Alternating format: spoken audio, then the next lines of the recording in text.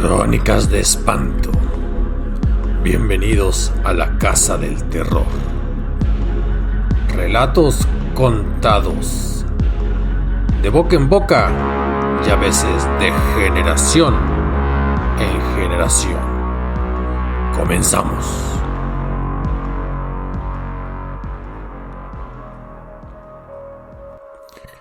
Pueden los lugares como casas, negocios locales, incluso ranchos, predios o baldíos, quedar impregnados de aquello que años atrás, semanas o días, ocurrió de manera desafortunada y, vamos a decirlo así, impregnó en los ladrillos, en ese suelo, un ambiente tétrico, maldito. Es decir, ¿el mal se actúa? ¿O también se transmite? El punto es que en varias de las ciudades de nuestro país hay innumerables casas que guardan fama de estar precisamente llenas, rociadas con la desgracia o la maldad de lo que haya ocurrido otrora el pasado. Y debo decirles que hará como año y medio que yo fui, con relativa frecuencia lo hago, pero esta vez que fui a la ciudad de Aguascalientes acompañando a un familiar para una revisión médica, me salí de la ruta que siempre utilizo ahí por las calles del Segundo Anillo, Avenida Universidad o Primer Anillo, Central Camionera, y por ahí por una colonia me topé numerosas calles con el nombre de municipios de los Altos de Jalisco, de donde soy originario. Tan cercanas las calles, digamos, del centro de la ciudad que, al ser Aguascalientes una ciudad relativamente ordenada hasta en su construcción y vivienda, me llamó la atención que por esa calle llamada Lagos de Moreno, todas las casas normales, habitadas, construidas hará unas 2 décadas, y una casa en aparente abandono tapada por una barda de ladrillos, incluso mal terminada. Me di a la tarea de consultar con colegas y resulta que conseguí la información de un señor ya octogenario que trabajó hará unos 30 años en la construcción de esa casa. Y Martín, que así se llama, pudo comentarme un poquito lo que ocurrió, o un mucho, por lo cual aquella casa se considera maldita. Resulta que antes de que terminara el siglo pasado, un señor de nombre Rafael, don Rafa, se fue a Estados Unidos. Allá por las tierras californianas prosperó y había comprado un lote de aquel fraccionamiento, de aquella calle, y empezó a construir. Fiel a la costumbre de muchos paisanos, ustedes se imaginarán, consiguió un maestro de confianza. Aquí es donde entra Martín en acción, el cual consiguió también un par de peones. Y don Rafa le mandaba los dólares para que pagara la raya, para que se pagara él, para que comprara el material, que le guardara las cuentas. No eran las épocas de los celulares y de tomarle foto y mandarlo, pero eso sí, cada 6 meses llegaba, en verano y en invierno, a supervisar el avance en la construcción de aquella casa. Y así, poco a poco, mientras la ciudad crecía y, decirlo, prosperaba, aquella casa tomaba forma, aquellos cuartos. Martín con sus 2 peones trabajaban en la medida en que el dinero que enviaban lo hacía posible y don Rafa, a quien se describe como un hombre maduro, ya en sus 40, rubio, güero pues, pero güero de rancho, alto, de complexión robusta y obviamente con una mirada intrigante. Una mirada que parecía muy llena por esos ojos azules, pero al mismo tiempo vacía por dentro. La casa pasó de la obra negra a las diversas instalaciones. Y don Martín le hablaba por teléfono y le decía: don Rafa, ¿quiere que empecemos del frente hacia atrás? Ya para poner el enjarre, para ir poniendo lámparas. Sí, pero deja hasta el final ese cuarto que es como para las visitas. Ese déjalo así, en obra, en ladrillo pelón, pues. Bueno, dicho y hecho, empezaron y ya en medio de la euforia de una ciudad que iba creciendo, que ya parece que estaba en vistas de conseguir equipo de fútbol profesional de primera división, de la prosperidad que daba la planta de la Nissan y las proveedurías de autopartes. Aquella casa se construía poco a poquito y Martín tenía su trabajo asegurado porque hacía una obra por aquí y la casa de don Rafa. El punto es que, en vista de los insumos que compraba por lo que le mandaba, esos dolaritos, ya era cuestión quizás de poco menos de un año que la casa se terminara. Y en esa última visita, mientras trabajaban ellos, algo le extrañó a Martín. Porque el dueño hizo su visita semestral y se quedó prácticamente un mes. No se quedaba en la casa, pues no estaba terminada. Pero las visitas del dueño se hacían todos los viernes. Cosa rara, porque los albañiles rayan en sábado. Pero él no. Empezó y llegaba caminando, quién sabe dónde estacionaba, y llegaba acompañado por otros 2 hombres y otras 3 mujeres. El punto es que al llegar con Martín, llegar con los albañiles, mientras aquellos invitados estaban platicando, ya le daba el dinero en efectivo don Rafa a aquellos 3 trabajadores. Ya váyanse, muchachos. Yo aquí me quedo, voy a tomarme unas cervecitas aquí con mis compañeros. Regresen el lunes, tienen el sábado libre. Ah, muchas gracias, don Rafael. ¡Qué detalle! Sí, usted no se preocupen. Y mientras allá aquellos convidados se metían a la casa, se iban Martín y los chalanes. Hasta ahí todo normal. No sabían qué pasaba. Sábado libre, domingo también. Pero llegaban el lunes. Y llegaban el lunes un poquito crudos o bien cocidos. Se asomaban a la casa. Todo aparentemente normal. Pero cuando revisaban aquel cuarto en obra negra, encontraban en las paredes y en aquellos pisos que todavía eran de tierra, dibujos de todo tipo. Mire, Martín, mire lo que escribieron aquí. Y se acercaba Martín y lo veía. Cosa extraña. ¿Eso es una estrella? Pues sí, pero está hacia abajo. No. Mire, un pentagrama. ¿Qué es un pentagrama?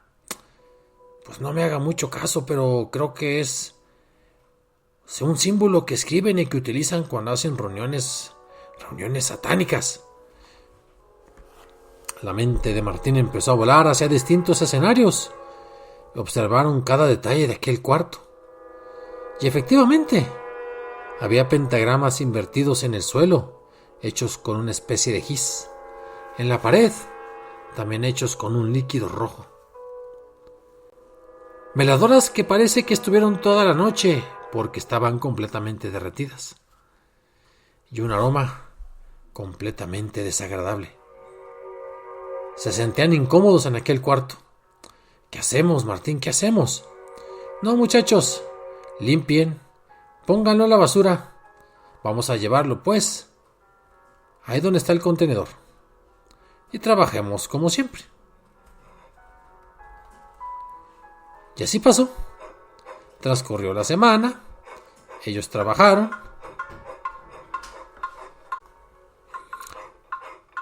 Y transcurrió esa segunda semana. Viernes en la tarde, el güero don Rafael llegó. 2 hombres y 3 mujeres que lo acompañaban. Tengan, muchachos, feliz fin de semana. Ya pueden irse. Dejaban de trabajar, se iban, pasaban su fin de semana cada quien como podía, y cuando regresaban, otra vez, encontraban aquellos dibujos malditos, aquellas velas derretidas, aquel aroma siniestro de algo que se había quemado. ¿Qué hacemos? No nos toca, no nos importa. Y siguieron trabajando. Fue un mes completo en que esas cosas ocurrían, pero ya llegaban con cierto desazón los ayudantes como don Martín. ¿Qué más hay que hacer? No lo sé. El punto es que la última ocasión, antes de irse nuevamente a Estados Unidos, llegó, hicieron la última visita. Llegaron aquellas personas. Tengan la raya. Ya la semana que entra yo me voy. Martín, déjate doy unas instrucciones. Despide primero a tus trabajadores.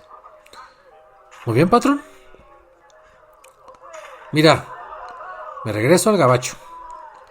Ya sabes, te voy a mandar el dinero para que vayas pagando de a poquito. Yo creo que ya el próximo semestre que regrese la casa estará completa. ¿No lo crees así, Martín? Sí, mi patrón, yo creo que ya. Nomás tenemos que atusarle a ese cuarto que está al fondo y los detalles de acá de los demás cuartos y las demás partes de la casa y el aljibe y demás. Sin embargo, una pregunta extrañó mucho en ese momento a Martín, porque don Rafa le dijo de manera desconcertante: Martín, ¿crees tú en el diablo? Martín se quedó cariacontecido, boquiabierto, y le dijo: sí, señor. En ese momento, don Rafa simplemente profirió una carcajada.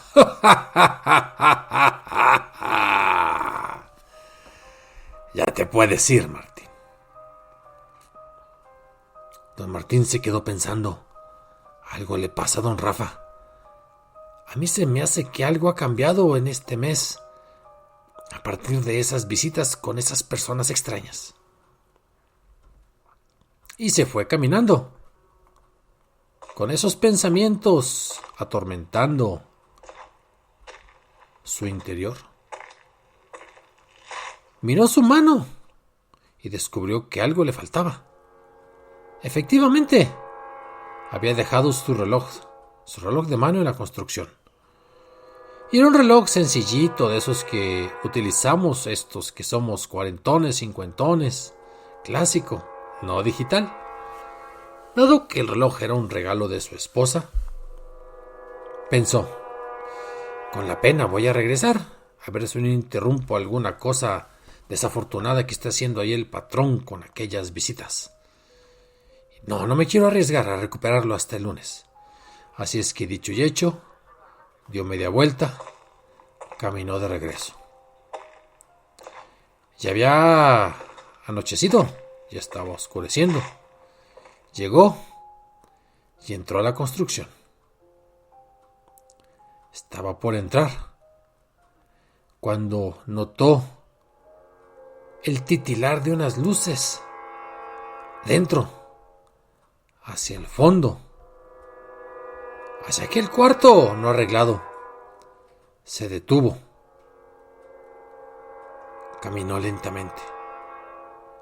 Ahora la curiosidad le había quitado el espacio al miedo. Entró a la propiedad. Con cuidado quitó el candado de las cadenas que abrían la reja de aquel momento y caminó.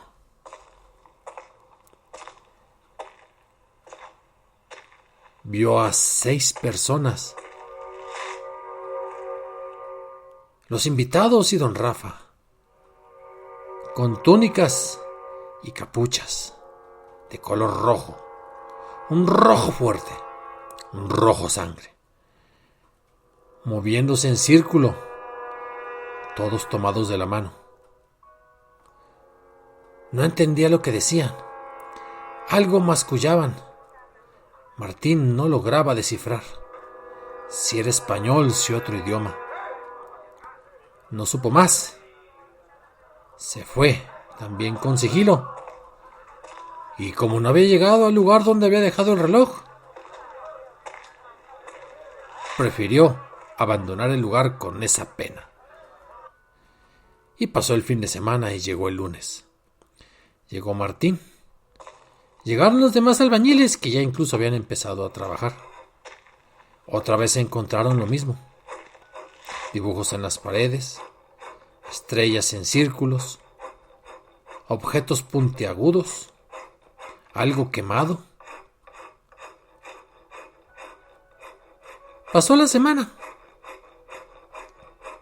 No había entendido Martín si aquella había sido la última vez o si don Rafael iría una vez más. El punto es que por la confusión dijo: este viernes, pasada la semana, hablaré de nuevo, solo para asegurarme si don Rafa sigue aquí en México o si estando ya en Estados Unidos ya me depositó el dinero. Hizo la llamada telefónica. Le contestó una mujer, pero una mujer gringa, pues. Disculpe, don Rafael. Excuse me. Perdone, señora. Soy el albañil de don Rafael. Rafael. My boyfriend. Sí, yes, digo, Oh, is dead. ¿Qué? Yes, Rafael is dead. Sorry. Only 5 days ago. Medio le entendió, comentó. El punto es que, con la noticia contada de esa manera, pues ya no había duda. Don Rafael había muerto. Vaya usted a saber, vivía allá con su pareja sentimental, como se dice ahora en la actualidad, y empezó a contarle a los vecinos y a los demás. Pues no era una tragedia, era una cuestión de chismes. Y Martín dijo: ¿y ahora qué hago? ¿Quién me paga?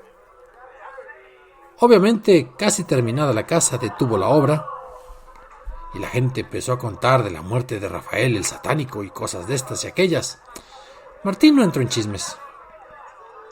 Sin embargo, pasaron los días. La obra se había suspendido. La casa estaba detenida. Y en la colonia se desató una serie de robos a las casas.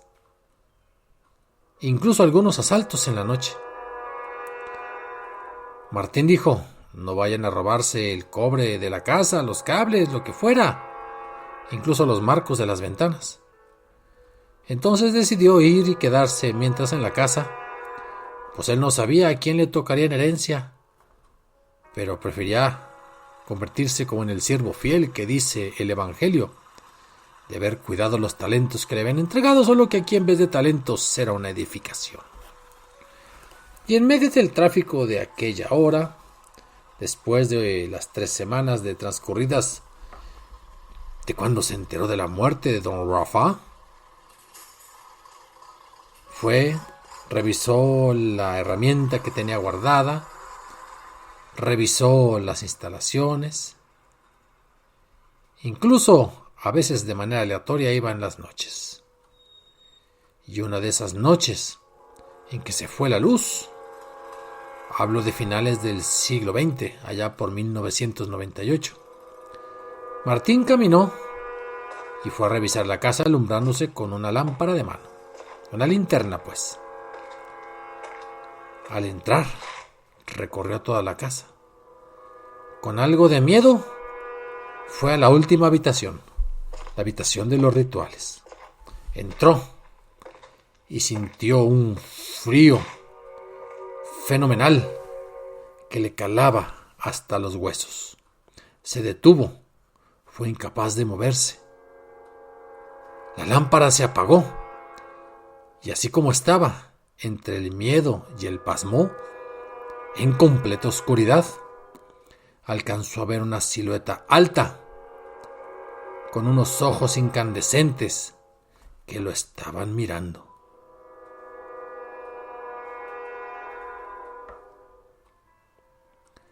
Completamente paralizado por el miedo y por la impresión,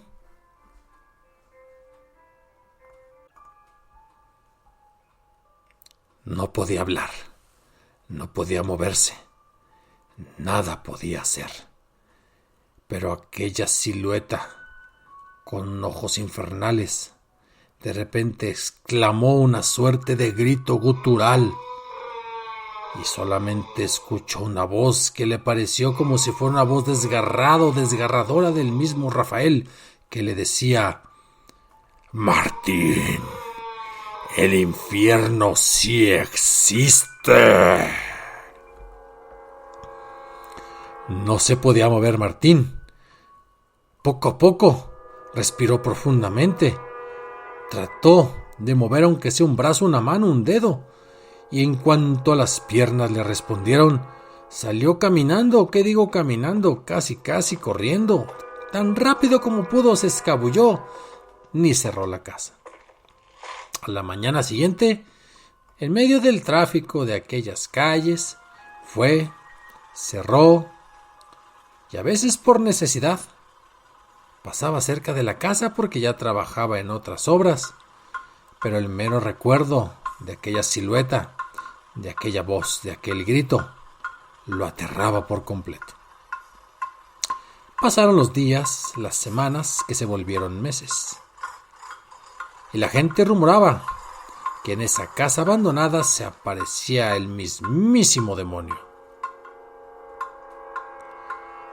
Adolescentes y curiosos se brincaban la reja, entraban en ella y decían que si había efectos paranormales. Incluso un grupito de adolescentes entró y terminaron en el hospital, víctimas de un ataque nervioso. Así lo cuenta Martín, y a quien quiera se lo relata. Han pasado los años. Aquella casa parece ser que se ha reconstruido. Incluso de la misma vecindad, o mejor dicho, de los mismos colonos que están alrededor de aquel predio, se solicitó al párroco que fuera a bendecir, aunque fuera de manera externa, aquella instalación. Y sí, parece que lo hizo. Los años han querido poner en el olvido el relato de esta casa maldita, ahí de la calle Lagos de Moreno, como si el tráfico que ahora rodea a esta pequeña colonia en la ciudad de Aguascalientes hiciera que cayera en el olvido lo que le ocurrió a Martín, o por qué no decirlo, lo que le ocurrió a don Rafael. Pero en medio de los habitantes que han hecho huesos viejos en aquella tierra sagrada de la ciudad de Aguascalientes, todavía se cuenta lo haya ocurrido. Y por ahí, ya en plena jubilación, si se topan con Martín, él es capaz de contarles lo que vivió en carne propia aquellos días y semanas, y a lo mejor con el espíritu atormentado de don Rafael hiciera lo que hiciera con aquellas personas encapuchadas al fondo de esta casa, desafortunadamente infernal. Escriban, apunten, opinen, asientan, disientan, crónica de espantos 0@gmail.com. Ya saben, siempre que podemos, aquí estamos nunca los dejamos sin un relato. Nos vemos el próximo domingo. Esto fue Crónicas de Espanto.